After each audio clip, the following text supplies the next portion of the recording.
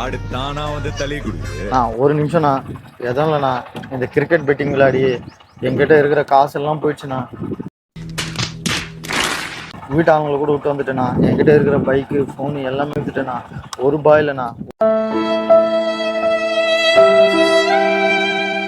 ஒரு ₹500 இருந்தால் கொடுங்கண்ணா. நான் இப்போ ஒரு மேட்ச் இருக்குண்ணா, சிஎஸ்கே vs ஆர்சிபி மேட்ச் இருக்குண்ணா. கண்டிப்பாக சிஎஸ்கே ஜெயிக்கும்ண்ணா. ₹500 போட்டால் ₹10,000 வரும்ண்ணா. அதில் நீங்கள் ₹8,000 எடுத்துக்கோங்கண்ணா. எனக்கு ஒரு ₹2,000 கொடுத்தா போதும்ண்ணா. என்கிட்ட இது இல்லை ப்ரோ. நான் அப்படி சொல்லாதீங்கண்ணா, பாருங்கண்ணா இருக்கும்ண்ணா. என்கிட்ட இது இல்லை ப்ரோ. எதுவுமே இல்லையாண்ணா? எதுவுமே இல்லை ப்ரோ. அண்ணா ஒரு நிமிஷம்ண்ணா. இந்த வண்டி அடமானம் வைக்கலாண்ணா. இது அடமானம் வைக்கிற காசோட 2 மடங்கு வேணும்ண்ணா. வண்டி அடமானம் வைக்கிறாங்களா? ப்ளீஸ்ண்ணா. வண்டி அடமானம் வைக்கலாண்ணா ப்ளீஸ்ண்ணா.